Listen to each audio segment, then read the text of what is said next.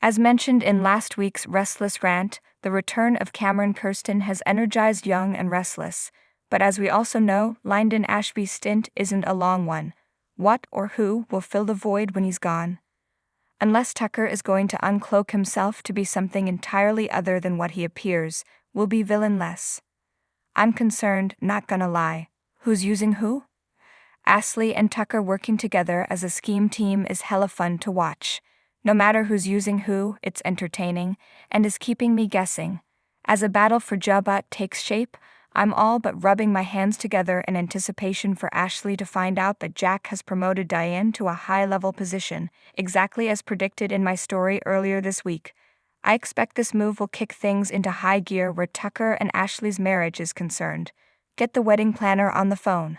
Of course, Ash's plot is likely doomed, what with everything Diane touches still turning to gold at the moment. Perhaps it will all come to a head when Young and Restless does its tribute to John Abbott, with memories of dear old dad bringing the squabbling sibs back together. Needs work.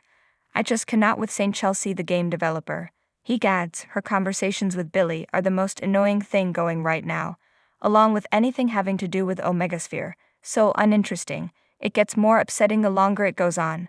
Chelsea and Billy were pot stirrers once upon a time. It's unfathomable that the head writer is so invested in the watered-down versions of these characters. Is it nice to see growth? Sure. But not to the point where they lose the attributes that made them compelling. It would also be helpful if any of it made sense. Abby and Devon aren't all that appealing either, with their slightly smug brand of happiness gained at others' expense, but at least they have Ashley and Tucker to liven them up a bit, and Chance is about to throw them a curveball. So there's that. On the run, as bad as this Phyllis story has been in some respects, there's still no denying her ability to weave a mighty tangled web. My favorite twist? This tale has turned Summer back into a schemer. How fun is it that she hatched the idea of paying someone, calling the ambulance driver, to say he witnessed Phyllis kill Jeremy in self-defense. While fans took sides as Kyle lashed out at Summer for her lies, I'm just thoroughly enjoying the shakeup, which is about to get more entrenched as Audra connects with Kyle. As head writer Josh Griffith told Sode, Kyle has a habit of visiting his bad boy side and not making the best decisions. Things that make you go, Sheer terror. Cameron's little plot to frame Nick for assault and battery worked like a charm, but of course, is little more than an irritant to someone with the Newman name. What comes next, however, will cut much deeper.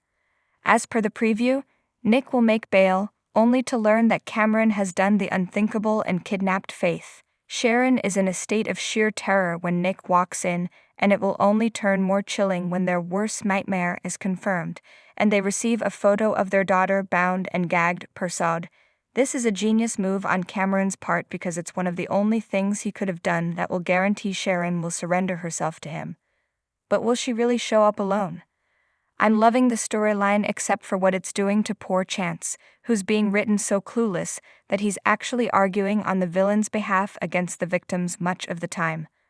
What's more, they're not acknowledging his growing feelings for Sharon, which would surely come into play here whatsoever. On a lighter note, how about the crack cat autopsy team at the lab?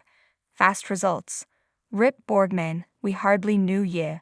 The fox and the hen. Nick asking Adam to watch over Sally is a little like asking the fox to watch the henhouse, but we've seen this time and again on soaps. Remember when Adam was in jail and asked Nick to look out for Chelsea and Connor? The next thing we knew, Nick and Christian had moved into the penthouse to play happy families.